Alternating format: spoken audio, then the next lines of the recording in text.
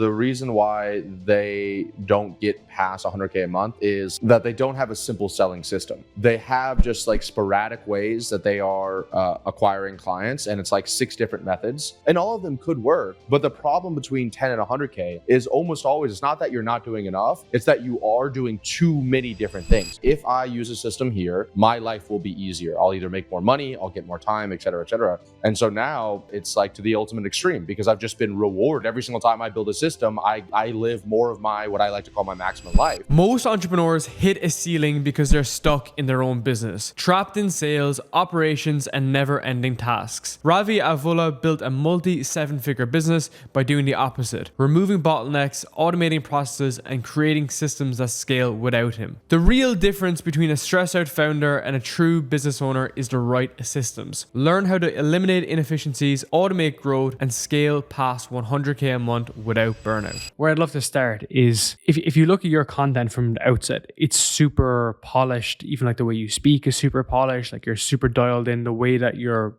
brain works is like super logical. To me, that systems mentality wasn't always there, right? There's something that drove you to make that change to become super oriented, and that's what gave you that huge success. What do you think the catalyst was for you to move more into this like huge system thinking, which has caused like this monumental growth in the business? It's a good question. I think for me, I'm a huge feedback loop guy.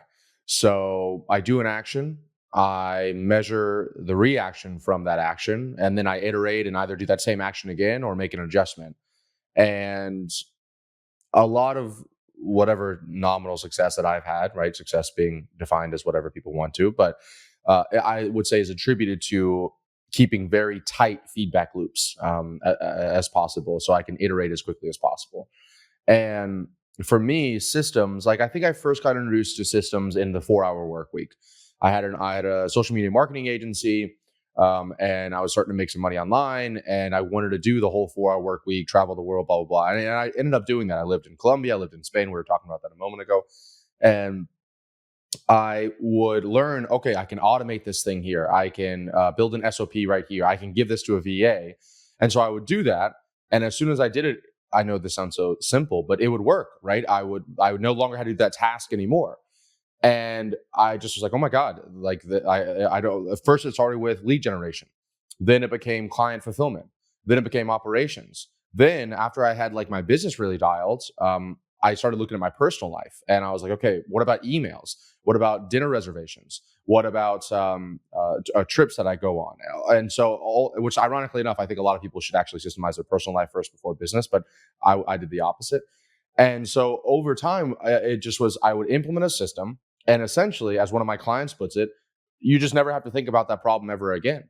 And so to me, it just became this ultimate unlock where it was like, if I use a system here, my life will be easier. I'll either make more money, I'll get more time, et cetera, et cetera. And so now, like you had said, it's like to the ultimate extreme, because I've just been rewarded. I'm like a rat with like cocaine. I've just been rewarded every single time I build a system. I live more of my, what I like to call my maximum life. And now it's to the point, I make Instagram reels about this, but I haven't charged my toothbrush in 4 years because I created a system. I was like, I don't like charging my toothbrush. I always, brush my teeth, it dies. I'm like, oh my God. Then I got to manually do the brushing, which is just so funny. This will be a good clip if you pull that out. But I just like, it's so inefficient to manually brush compared to the electric brush. And I kept on forgetting. And so I just gave it to my house manager, who already comes to my house. I'm like, hey, here's the SOP, here's the photo, here's how to do it. So she does it once every 2 weeks. And so I guess it's that I'm that rat with the cocaine, and it just has been I've been rewarded so many times with it.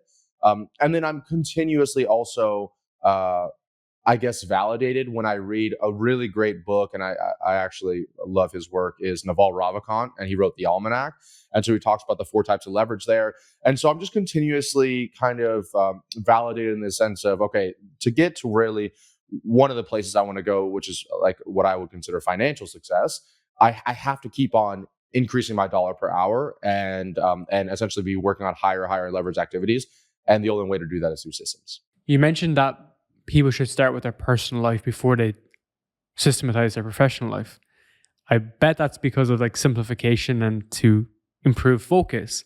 But what's your approach towards that? Like, where do you begin in that regard? Just want to take one quick break to ask you one question. Have you been enjoying these episodes? Because if you have, I'd really appreciate it if you subscribe to the channel so that more people can see these episodes and be influenced to build an online business this year. Thank you. So I guess it depends on where people are at financially to be able to afford stuff. Going back to the 4-hour work week, he always talks about the 3 steps in the order should be eliminate, automate, and delegate. So I always take things in that order. So if there's things that I'm doing on a day-to-day basis that I could eliminate, then I'll always do that first. A great example is we just moved into my dream house here in Miami, and I used to live on the other side of so I'm in Miami Beach. I used to live in Miami, and the gym I used to go to, which I love, I've been there for 4 years. It's on the other side, and I did a week of it. Once I moved going there, but the problem is it's a 30-minute drive. So it's 30-minute there, 30-minute on the way back. I'm working out for an hour and a half. So I'm 2.5 hours, or now I'm eating into my day doing the gym, right? And so I was like, okay, I could do that. Or I could just go to my gym that's at my place right here. And sure, I might not be as motivated, blah, blah, blah, but I save an hour every single day and I can like fit it in wherever I need to. And so that was a great example of elimination. I just canceled my gym membership. Obviously, I could easily afford one, but I just canceled it and I went to the one at my complex right here, which is a beautiful gym. So I eliminated that time in my day. So the first thing is always, what are you doing every single day that you could easily eliminate that just doesn't make that much sense? The second thing is obviously automate. So I know this sounds so silly, but like thermostats, I hated every single day changing the thermostat. When I wanted to go to bed, it was cool. Then I would forget. We'd be out late at dinner. I'd come home. I wanted to go to bed in 30 minutes, but the house was still 74 degrees. So I bought Nest thermostats everywhere. And so now they cool starting at 5 o'clock. It brings it all the way down to when I go to bed at 9, it's at 69 degrees. All my lights in my house turn red at 8 o'clock to start promoting like sleep. We have these automations. I really love candles. And so we bought this candle warmer that's plugged into this Alexa thing. So at 6 o'clock at night, it starts playing classical music around my house. And then it starts lighting these candles using these candle warmers. And so it's like, I mean, it's crazy. It's like having like like a hotel in my house, essentially, with all these things. And it's all automated. It's all happens automatically. And then, so those things everybody could do for like, I don't know, a few $100s. And then the final thing is delegation. And this is really where you're going to get the biggest bang for your buck. But it obviously costs more money. But people would be shocked, right? For roughly $15 to $25 an hour, you can hire what's known as a house manager. And even if they only come 5 to 10 hours a week, they can pretty much get rid of everything that you just don't want to do in your day-to-day life. So for me, like I said earlier, charging my toothbrush, filling up my gas, washing my cars. And it's not like they're washing my cars. They're just taking my cars to go get washed. Doing my laundry, doing my meal preps, cleaning my house, returning Amazon packages. It's just like any little thing that I just don't want to do, they come in and do it. And for me, I just live with my fiance and our 9-month-old puppy. So it's not like they're here 7 days a week. She's here 2 days a week for probably 5 hours a day. And she just takes care of all those things for me. And so at that point, I don't think about anything in my day-to-day personal life. And I just get to, in my life manifesto, which Ibrahim, shout out to him. He introduced us together. I talked about that on my podcast with him. One of the things I said is that, we're living in our dream house and we're living in it. We're not maintaining it. So my goal is not to be in here maintaining the house and fixing broken things and like that. Then that's why people hate living in big houses. But I just want to live in the house. I just want to wake up every single day and just live in it, not maintain it. And then the final step would be like an executive assistant, right? And that's also a little bit more expensive than a house manager. Once again, though, if you're trying to be making hundreds of thousands of dollars a year, you got to kind of buy back your time a little bit. And the executive assistant can do a little bit more higher leverage stuff like planning all of your trips and organizing like dinners and meetups that you're going to. And, I have recurring schedules with my masseuse, and every 2 weeks I get my beard trim, my haircut, and so she coordinates all that stuff together. So that's like the order of operations I would take it. And then you can just be like as little as possible, or you can take it like me and just go to the absolute extreme. But I think if you end up doing a little bit of it, what happens is you'll just, like I said, you'll be rewarded. You'll have more free time. You'll be less stressed. And all the things that you hated doing are now not only getting done, but they're getting done way better than you ever would have done it yourself. That's the key. That's the big key there, is the fact that you are actually not that good at doing laundry and cleaning up after yourself. That's the reality, right? And I think And you can also play that game. So I think, just because this sets you up for other aspects of your life. Like before I was like playing internet entrepreneur, I was an athlete, I was a bodybuilder, I was doing a ton of other different stuff, mainly to do with sport. But that's all systems. The way you go to the gym, in bodybuilding, how you show up in the gym, your training, your recovery, your sleep, your food. Like before I could afford to get someone to make food for me, I'd have to reiterate and iterate every single meal. Does that make sense? So you can just basically do that in a micro approach. And dude, I laugh about the 9-year-old puppy you have, because I have 3 dogs and I've gone up to 5 or 6 dogs in my villa. And to your point, we have a cleaner 5 days a week. 6 days a week, and we didn't have one on the 7th. And I remember it used to frustrate me because I'd wake up and I'd be working and it would be like 11 a.m. Place a bit of a mess, you 5 fucking dogs. And then like I said, why don't we just get another cleaner? So now we have one for the morning and we have one for the evening. And living in Asia, you can do that, right? You can do it. So instead of saying, looking down on it and being like, we need to get on with it and just put your head down and do it, you can find ways around it. You can live in better places. Like in Miami, you're going to be able to find that resource as well to help you. That's the beauty of it. Does that make sense? And then we can move on to the actual opportunity that's staring in front of you. Because when you really dissect someone's time about how they go and get their goals, it's all spent on the bullshit, right? Let alone like getting to 10K, 100K, a million a month. A lot of the time is wasted. Now, I would say, just to counter my own argument, is that people have children, and when they have children, that's part of their own life mission and so on and so forth.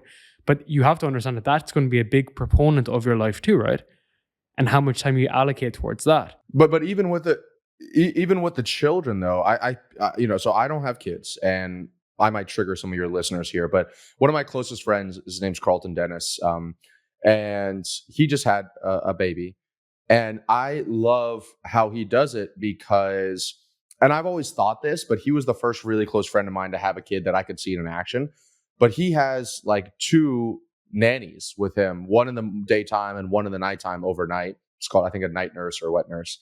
And his wife, because they run a business together, his wife was back working 3 weeks after they had the baby, was working in the business, and she wanted to, and she was happy to, because they had both of this help.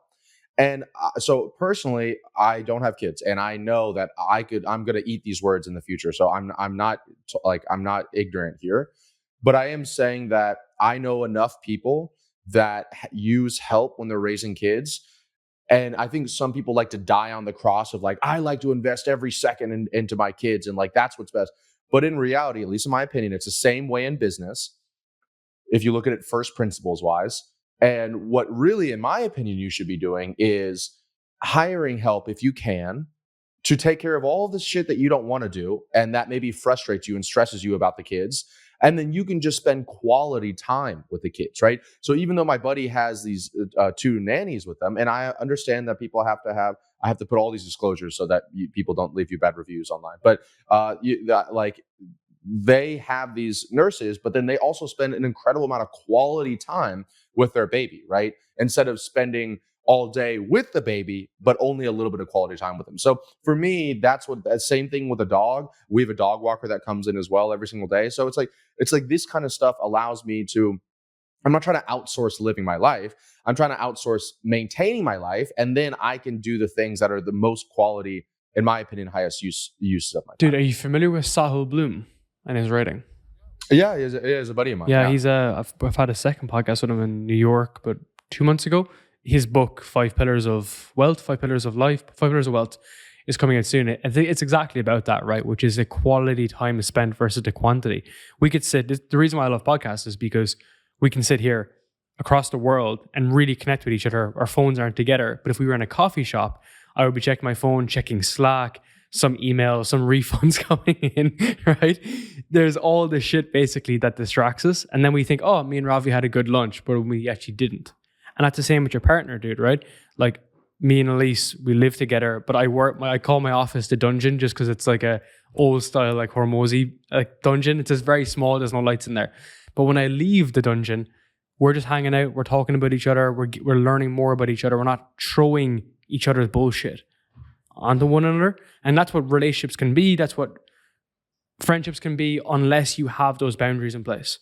And that's a very important lesson too for how you play your game, right? How you're actually going to play the game as well within your business. Agreed. 100%. Dude, I think what'd be good for this is we could frame maybe like an avatar in a scenario. And I think a really cool scenario would be like where the gaps are between a 10K a month entrepreneur and a 100K a month entrepreneur. Like what truly is the gap? And I think if you were to observe that at a high level, because you get a lot of people coming in, where's the bleeding neck problem that you would like to solve initially when someone comes in that scenario? Yeah, so I think the the business model is going to determine it quite a bit. But let's say, so like you had said, we've helped a lot of people go from 10K a month to over 100K a month, and our typical avatar: coaches, consultants, agencies, online service providers, people that sell something for greater than $2,500 so they can make a decent amount of cash up front, and they have a large enough total addressable market that they can create content or run ads online and close these clients. For me, those people, the reason why they don't get past 100K a month is, to quote the book Ready, Fire, Aim, is that they don't have a simple selling system, right? So they have just like sporadic ways that they are acquiring clients, and it's like 6 different methods. And I think one of the issues about, in my personal opinion, I was actually talking about this on my boat yesterday to somebody else, but like I don't really read any books that much anymore on like business stuff, and I don't really listen to any podcasts anymore on business stuff. Because what I found was when I was listening to a lot of stuff all the time, I would get all this conflicting information that would be downloaded in my brain. And then I would, because of, like I said earlier, I'm a really big implementer or feedback loop person. I would be going and starting like 50 different projects, trying, let's do podcasts, let's do content, let's do ads, let's do a cold email, let's do outbound setters, let's do 100 different things, and all of them could work.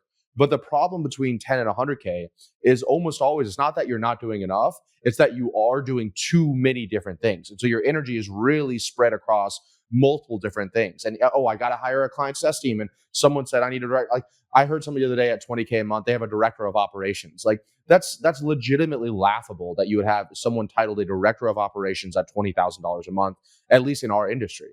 And I'm not knocking anybody here, because the majority of the time it's naivete. They just don't know any better, right?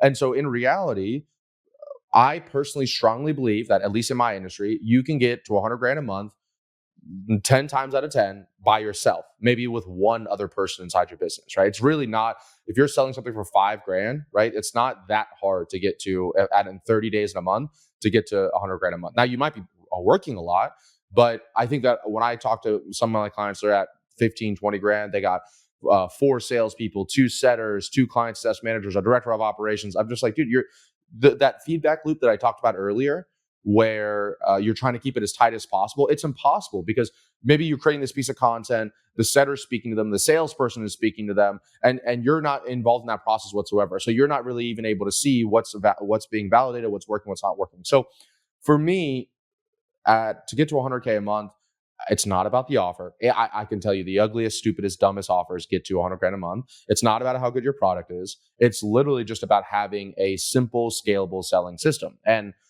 if you double click inside that, I think the other issue is some people are doing some selling systems, like let's say cold email or cold DMs, that it is possible to get to 100 grand a month. But once again, that's where you get a lot of that complexity, and you have to hire a bunch of team members, because it's a slog. There's no leverage there. You have to send 1,000 emails to get, to send 1,000 emails and to get 10 responses, blah, blah, blah. Where, let's say, content. I'm a huge proponent of content. Obviously you are as well. And so you and I can create this one video here. Maybe somebody listens to it, and maybe I get a few clients from it, right? But it also doubles as me giving goodwill in the marketplace for all the people that listen to this that don't become clients of mine as well. And it creates goodwill with you as well, in case you and I ever do business in the future together. And then also it helps my brand. It grows my brand. I can use this on my own platforms. And so for this one investment hour of my time doing something that personally I love to do, I would do this anyway if you and I were just sitting down talking, I can have all of these different impacts to my business and to my personal life. And so that's, I think, the biggest difference between 10 and 100K is that they're not thinking, number one, let me focus on just building this simple sellable system, this marketing system, and let me duplicate it over and over and over again. And then the second thing is, let me make it as scalable as possible, because if you get a really dialed in, let's say, cold email system, that's going to break at 50, maybe 100 grand a month. versus just getting the more scalable things down, either ads or content. And just most people are intimidated by ads, getting that down really well in the very beginning. And then, I just spoke at this mastermind, Jordan Welch's mastermind 2 Saturdays ago. There's these guys in there just to drive this point home. I speak up and all these guys come up and we're talking afterwards. They're doing 750 grand a month, 1.2 million a month, 1.5 million a month. And it's just them, or it's them and one other person. And it's all because there's these huge content creators and they created this like coaching program or course or service. And they have like I'm showing them operational stuff. Like I was supposed to talk about content, but they all had no idea about anything about data, about operational meetings, how to create an organizational chart. So I ended up talking about that the whole time. But that just goes to prove that they legitimately, I'm not dissing them, but I wouldn't call them like execute operators, like amazing business owners.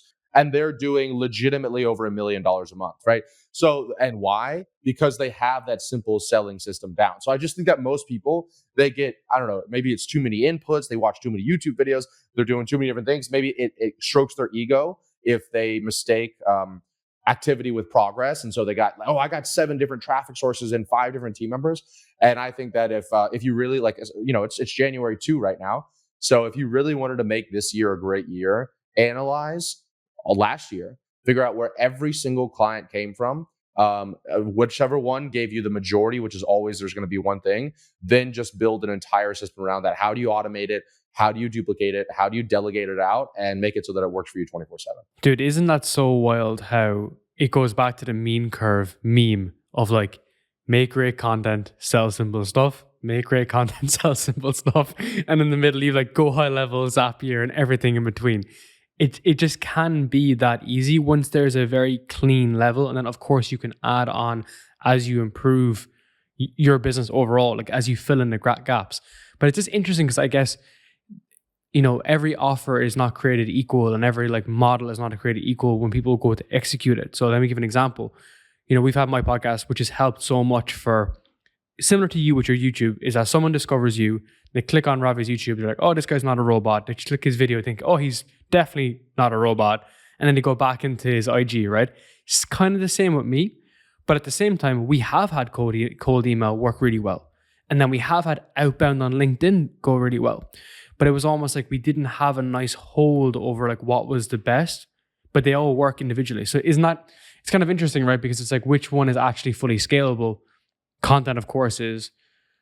But is there room to be doing a combination of both? Like the fact that you have appointment setters on IG and that's working autonomously. Like, how do you think about that? Like when people add in the extra layers? Yeah, so I think absolutely. So content is almost always best paired with something else, because content to me is a multiplier, right? In the sense that it can acquire clients on your own plenty of times. That's like what we help our clients do. And it works very, very well. But then if you're able to use it as a multiplier in the sense that you have some other like traffic source, and that one maybe is a little bit more scalable, like a little bit more turn the knob, where it's like I send more cold emails, I spend more money on ads. That's a little bit better than content, in the sense that content, just posting more content is not actually the ultimate form of leverage, right? So content, the ultimate form of leverage is quality. How quality is the content, the ideation process, the packaging. It's ironic because what most people do is they come from ads or cold email or cold LinkedIn or something else like that, when the solution to that is just more. Okay, we want more clients, just send more messages. And then they take it and they apply that same principle to content, when content is not a more asset, it is a quality asset. So, and this is coming from, I'm not on the soapbox here. This is from me screwing up my content for years, not understanding it. And then now bashing myself in the head, thinking about how much wasted time. Like I spend 1/10 the amount of time I did previously on my content, and my content now gets 10 times the amount of views as I did before, because I was just literally bullheading it before. So content is a multiplier, in the sense that if you use this other turn the knob thing, where the answer is more ad spend, more messages, then what happens is 9 times out of 10, those people will click on or Google your name or click on your profile or something, and then consume some of your contents. And so if they click on your stuff, Google you, whatever else it is, and you have no content to serve up to them, then what happens is you lose to your competitors that do have that 10 times out of 10. And what I've seen happen a lot of the times is people will bring awareness to a marketplace. Like they'll create this offer, they'll create this ad, and they'll create this VSL, this webinar, and they'll be spending all this money, and they're just extracting the bottom like 2% of people that are ready to buy right then and there. But then when people are like, oh, wow, I didn't know that was a thing, and then they go YouTube it or Google it, well, then the person that actually has the videos that show up there, they're pretty much stealing this person's hard-earned money and traffic, because now who are they going to buy from? The person they saw one ad from that introduced them to the concept, or the person that they have now consumed 5 YouTube videos, 6 reels on, they've spent 4 or 5 hours of their time together, right?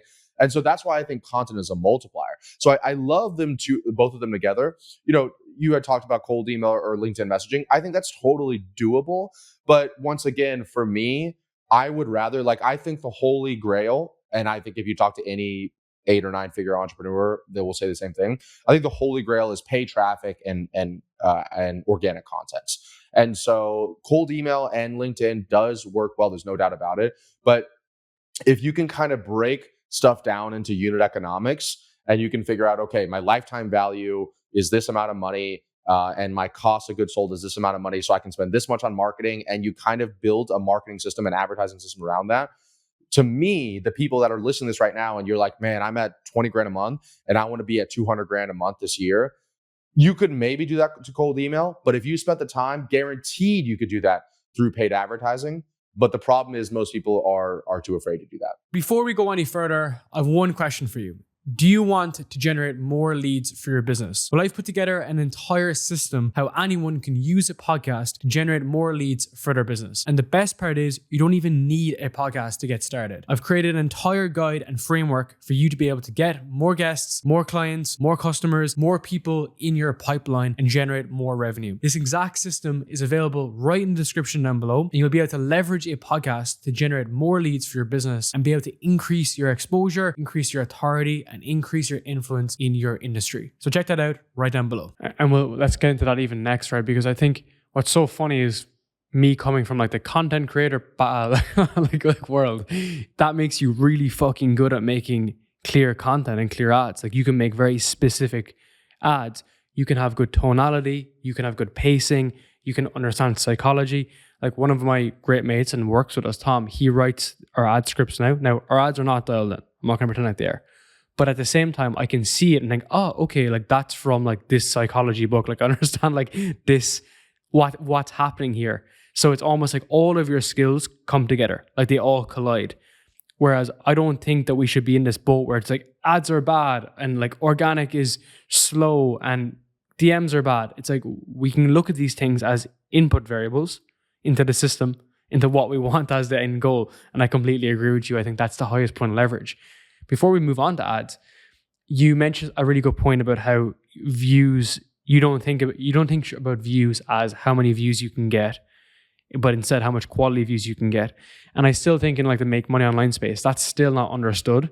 That was a big switch for me, right? We had this kind of broader content, viral podcasts, broader spacing, and it just didn't feel right. Intuition wise, it just didn't really make sense. So we made it much more specific, much more helping people who are at that 10, 20, 30K a month mark. And for me, it's fantastic because it's much more aligned to what I enjoy. And then that also helps the user. How do you think about that? Because yours is super specific. And as a result, you're dialing in your views for the right amount of people you need in your offer. Yeah. So for me, we're a huge tracking and attribution company. I'm a huge data company. And we do it for every decision we make is based off of data. So I think what makes us in a unique position, and the reason why I can sit here and make these statements, is because as far as I know in our space, we're the first people to, and still continuously do, get a lot of data from our organic sources. So I work with some really big names like Jeremy Miner, some huge organic presence online, and they have zero, or at least they used to have really zero organic attribution tracking, in the sense at the level that we have. They're pretty much we know that we get thousands of calls from our content, but they couldn't say it's this post, it's this thing. And so we really, about 3 years ago, went really deep into creating individual links for all of our different either stories or link in bio or our YouTube videos with different attribution names to them. And so we could start to tell which videos that we created led to sales calls, led to qualified sales calls, and ultimately led to sales. And so once I could identify that these videos here 100% were leading to sales for our business, then I could just say, well, let me just make more videos about that topic there that is leading us to more sales. And ironically enough, the videos that were leading us to more sales, it was not the vlog style stuff. It wasn't the this is what I do on my plane stuff. It wasn't the lifestyle stuff, even though people would die on that hill 10 times out of 10. It was, to your credit, when we were talking before this camera started going, it was the incredibly detailed, boring presentation Google Doc style videos where I was literally just walking through and showcasing my expertise to people, and they'd book a call and buy. And some of our products go up to $50,000. So people were watching 3-4 videos and paying in full $50,000 to work with us from YouTube. And so once I figured out, and I'll kind of maybe go a little bit deeper on this, but in my opinion, content is really has two big elements. One is the topic and one is the packaging. And most people mix these two things up. They think they're the same thing, or what they do is they just copy other people's topic and packaging, and they wonder why it doesn't convert for them. Well, never mind the fact that really nobody is tracking their sales, where it's coming from. So people are just kind of copying everybody together. It's a little bit of excuse my French here, but it's a little bit of a circle jerk in the sense that, that person's posting it. It's got a lot of views. Let me just get a lot of views. The Spider-Man meme. And exactly. That's exactly what it is. And so instead, if you break it apart, what you get is the topic should really never change. Topics are what you know is leading to sales. And so you're just talking about that thing over and over again, irregardless of views. So you don't care if you get 100 views or 1,000 views or 5,000 views, because you know that every time I talk about blank, I make money. So then you just want to talk about it as much as possible. And then what you want to do is you want to learn the packaging game. And this is really where when everyone, for years I couldn't figure out, everyone's like, oh, just make quality content, just give it away. People told me that for years. And if you've watched any of my YouTube videos, we're talking 1.5 hour long videos of me. I mean, it takes me a week to prepare, and I'm giving it. There's no way I could give away more than I give away on my YouTube channel. And still, I wasn't getting the views that I knew were possible because my marketplace is greater than 5,000 people or 8,000 people. And so for the longest time, I was like, oh, well, that's just because, it's really specific content, until about 1.5 years ago, I learned about packaging.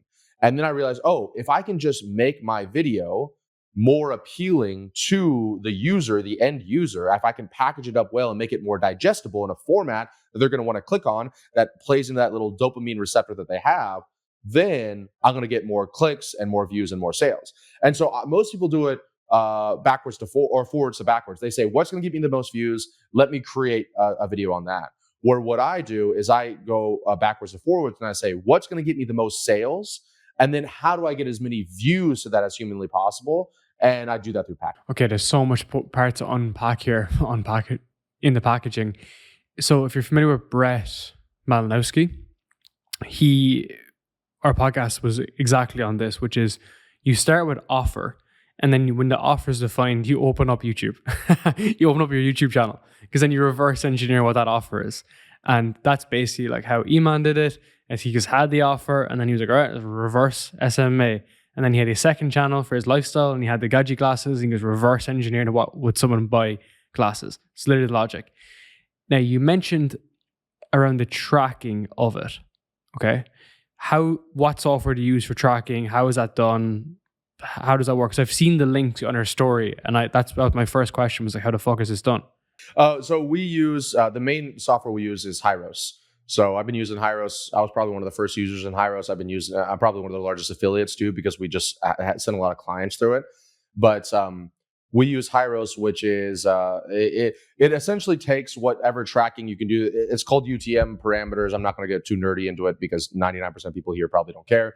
But it essentially, whenever somebody clicks on a link, you can create this user on the URL. You can create this almost ID with the name of the platform. So it would say UTM content equals YouTube, and then it could be which profile. So UTM profile equals Ravi. And then you can go more specific and say the video, and the video was the self-sustaining funnel, or why YouTube is now on easy mode for business owners.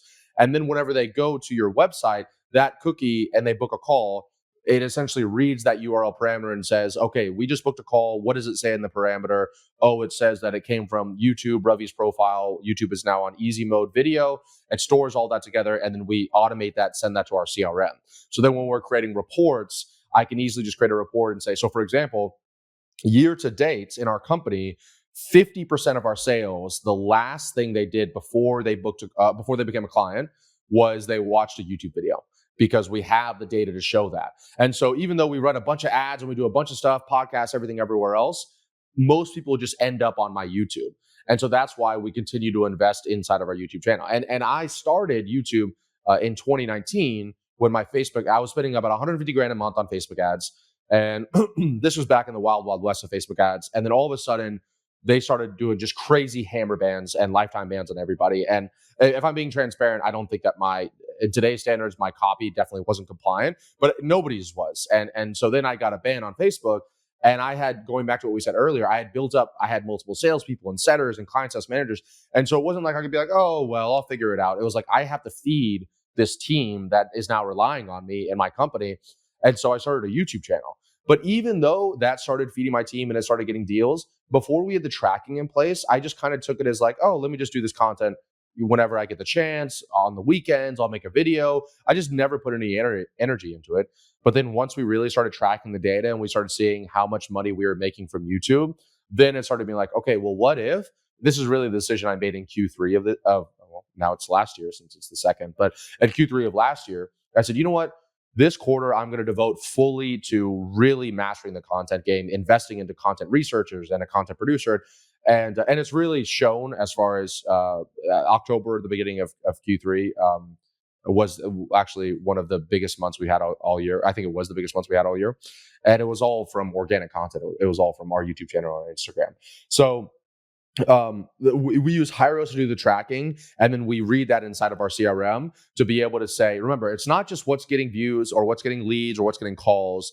It's what's getting the most qualified calls, what's leading to the highest closes, and of the people that close, who's paying the most up front and end up being the best clients. And then you just recreate that whole process over and over again. Dude, that level of reporting is wild. Like, I'm just thinking from a data perspective. Like, I worked at a high growth startups in my early 20s, like the equivalent of Cash App, let's say in Europe. And they were data companies. Like, that's basically what they were. They were data houses. And they used to have like data scientists, data engineers. And I'm thinking about how these were created. And it doesn't even sound like it's this level of sophistication.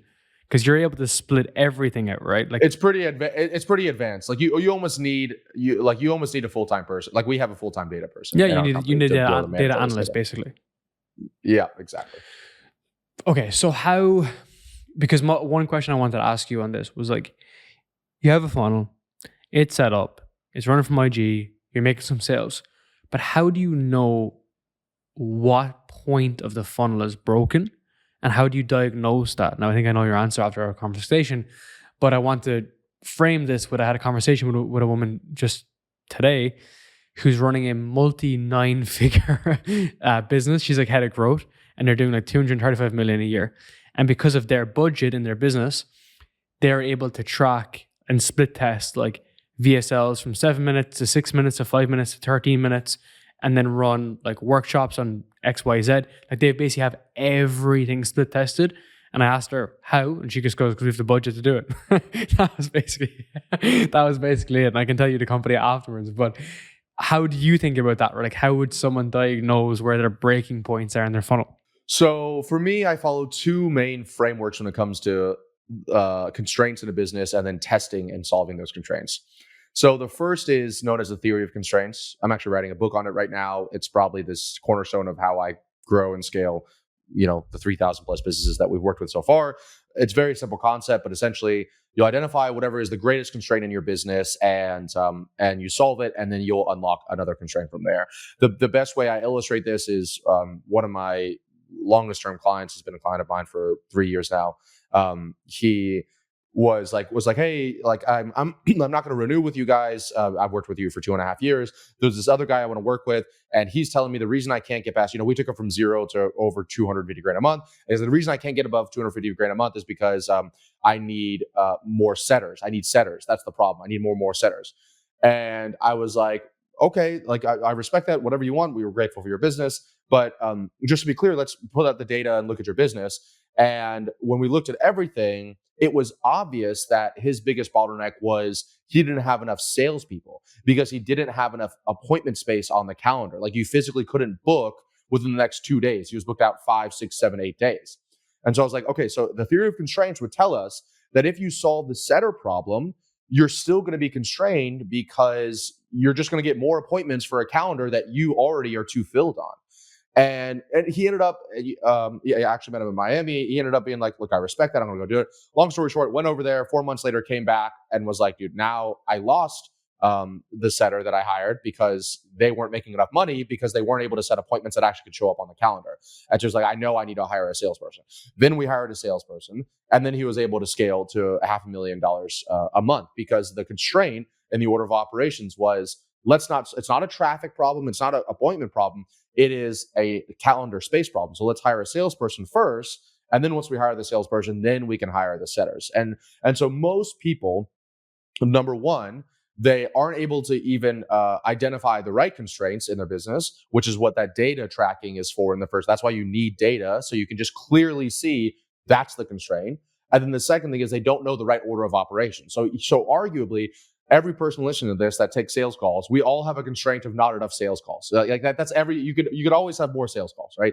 And so that's always a constraint, but you need to make sure, is that the first constraint I need to solve? Or is it because I have a shitty product? Is it because I have a bad offer, right? And so those could be real constraints that you solve first. So most people can't even identify it. And second of all, they can't even identify which one to do first. So that's the first theory and methodology I use to scale. Can we stay on that for a second?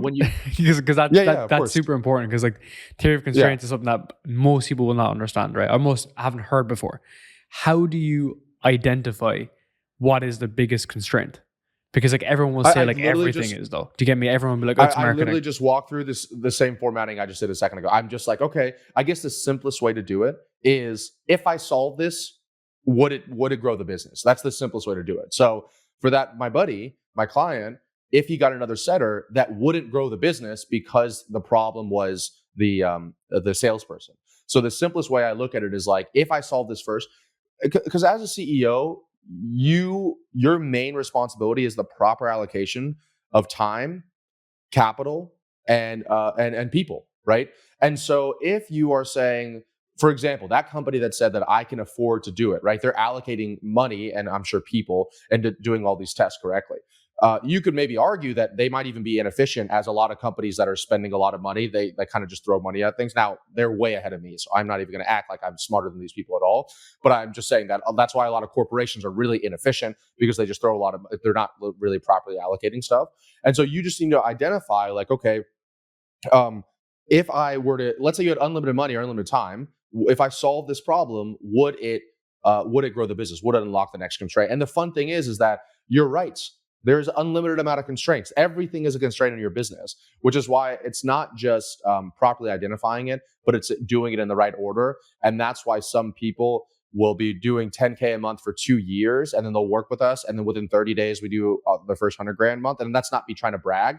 That's a lot of times it's the first thing we do with our clients is we create a data tracking system for them in the last 90 days. And then we're able to say, oh, wow, this whole time I thought that I had crappy salespeople. But the real problem here is that we have a bad show up rate, or that our marketing system is getting unqualified people. Like, they've never had, let's say, an appointment scoring process. So they keep on going and ripping through new salespeople, and these salespeople suck. These salespeople suck. They have 10% close rate. When we go back and we analyze, let's say, the last 50 closes they did, and wow, okay, out of the 50 closes, let's say 45 of them had this certain income bracket.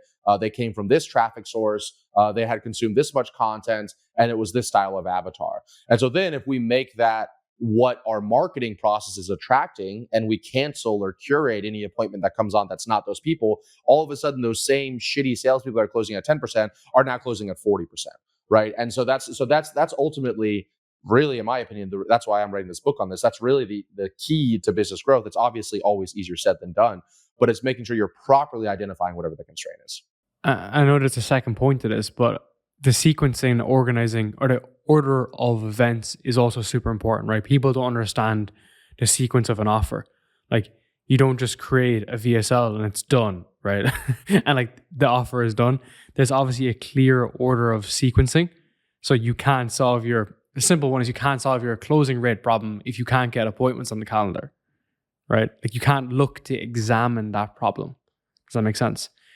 What was the second point? Sorry, before I interrupted you. The majority of my guests run content businesses. They've used content as the main element of their business to drive more revenue and build their influence online. We've been doing this through a podcast for many years. We have many guests, clients, and even customers use a podcast as their main source of driving more revenue for their business and building their influence online. And we're offering a handful of spots to book in a call with our team to learn how you, yes you, can leverage a podcast to generate more revenue for your business and drive your influence online. Many of our clients and customers start from nothing, but each one of them are action takers and they want to learn more about how to build a podcast and a brand right around their business. So if you want to learn more and you're really interested in building a podcast, check out the link down below and book in a free call with our customer success manager, and he will guide you into how you can build and generate more revenue from your podcast this year. The second point is, once you do identify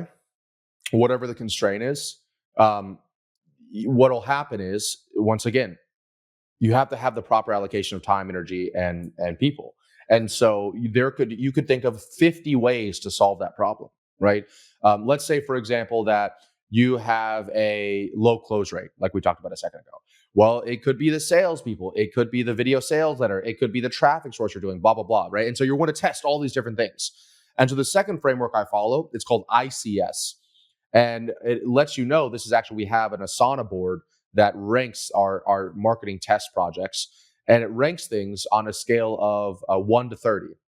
And it ranks them by I is important. So how important is this in whatever the goal that we want to achieve? So 9 times out of 10, it's going to be making more money. So how important is this to make more money? So I'll give you an example of something low importance. It would be like split testing what the footer says on a landing page. No one's reading the footer. It doesn't matter. That's probably a 0 or a 1 out of 10. Whereas split testing the video sales letter itself, well, that's the thing that's educating people before they hop on a call. That's probably a 10 out of 10. So I is the first one. C is confident. So how confident are you that if you implemented this test, that it would solve the problem? So going back and saying that, let's say you want to create a new video sales letter and you're thinking, okay, maybe if I made this video sales letter 5 minutes instead of 15 minutes, then we'd close more deals and we'd get more calls. Well, I don't know how confident I would be, because maybe if it's shorter, they're not able to be warm enough. And because they're not warm enough, they're not closing. So that might be a 5 or a 6 or a 7 on the confidence score. And then the final one, an ICS, is S, and that's simplicity. So how simple is it for you to implement the split test? So going back, let's say taking a video sales letter from 15 minutes to 5 minutes, that's not that simple, right? Because you still got to make sure you hit all the key elements inside of it. You got to make sure that you're talking fast enough that you can get the 5 minutes in, but not so fast that they can't understand what you're saying. You got to reshoot, script it, upload it, edit it, blah, blah, blah, right? So that could be a 3 on the simplicity scale, where I'm not joking with you. I have had people 3 times their conversion rate for lead to booking by removing stuff from the sales page. So they had like all this different, a sub headline, a headline, a post headline, social proof, the video sales letter, like 50 case studies, sales copy. And I was like, all right, let's just try a headline, a video, and a button. And so so the test would be to remove everything else and just have that. And that's a 10 out of 10 simplicity. That would take 10 seconds to do.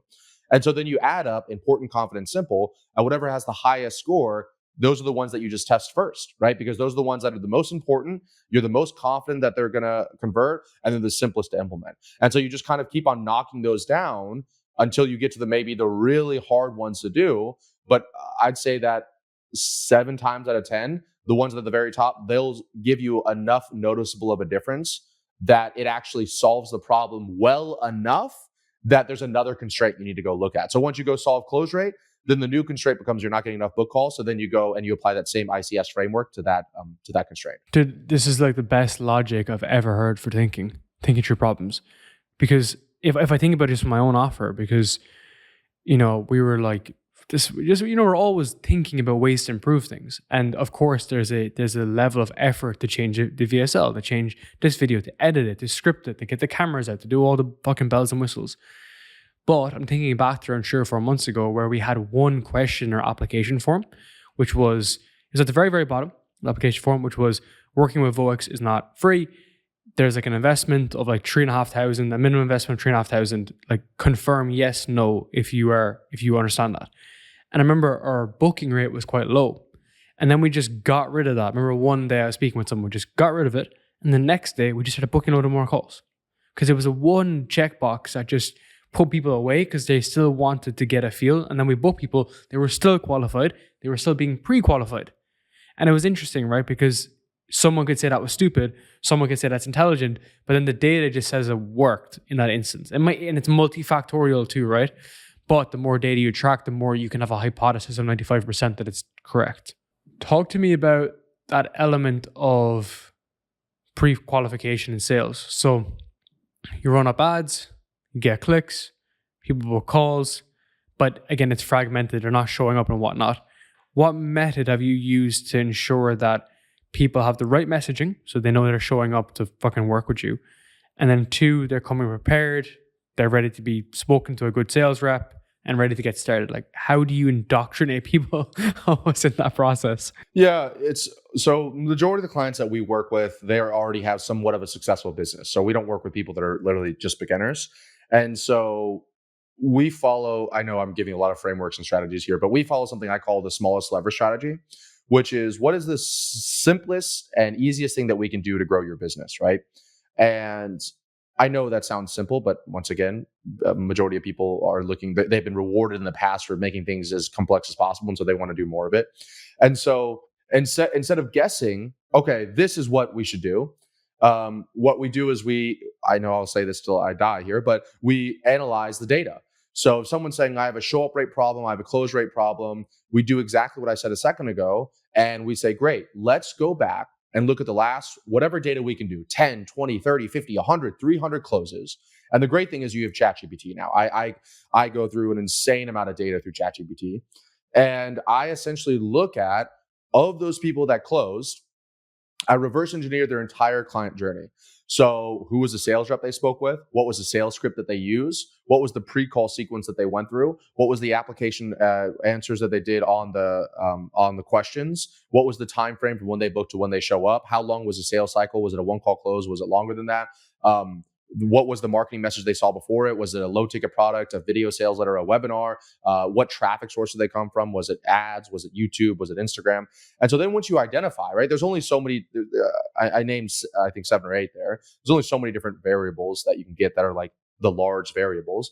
Once you identify what those are, then you just duplicate that over and over and over again. And you say, okay, great. So let's say, for example, that, let me give a great example here. You had said it a second ago, but calendar questions or application questions are one of the things that we work with the most, because most people, they're atrocious. Either they have way too many and they have like huge text boxes, which are like, you feel like you're in college trying to write a long form essay to book a call with you.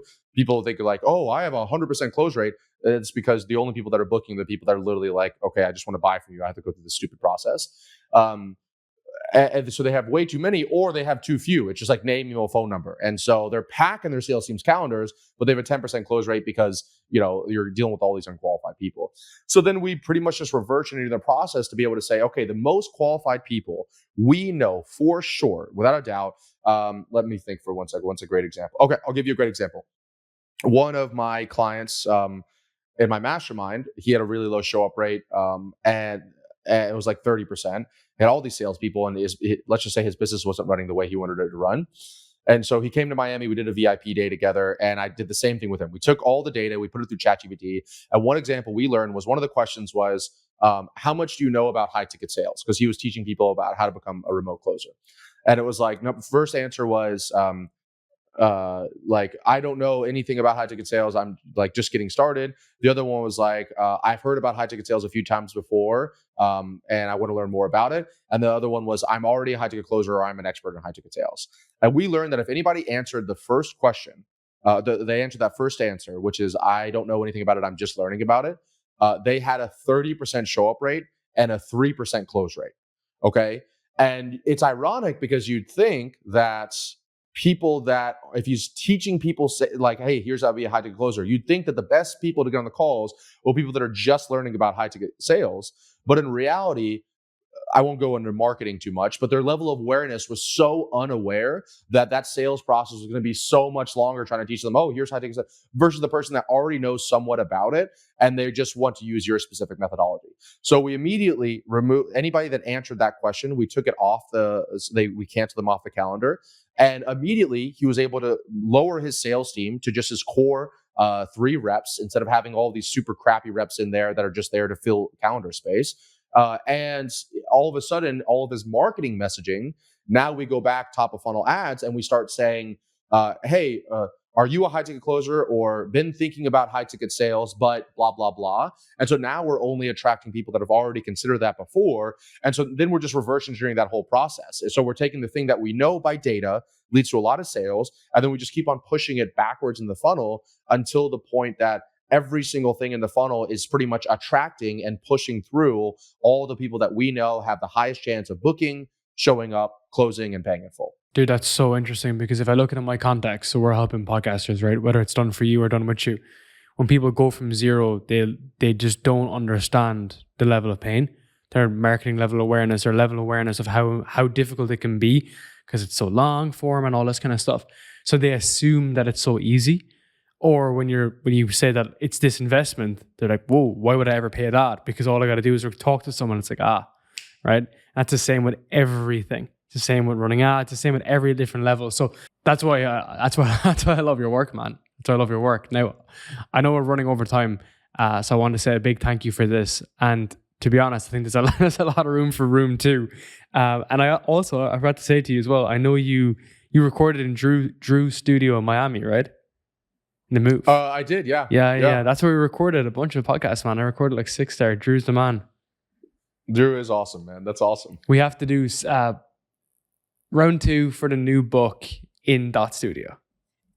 I'd love to. Yeah, you got to come to Miami because I don't know if I'm going to Bali anytime soon. Oh, no, of course, man. I'll be coming to America soon again. My wife is American, so we do spend a bit of time in America for sure.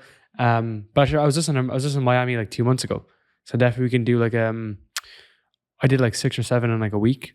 Just go in there. There's always a good crowd. So yeah, man, I want to say a big thank you. This was sick. Dude, absolute pleasure. Thanks for having me on. Awesome podcast. And thanks to everybody who tuned in.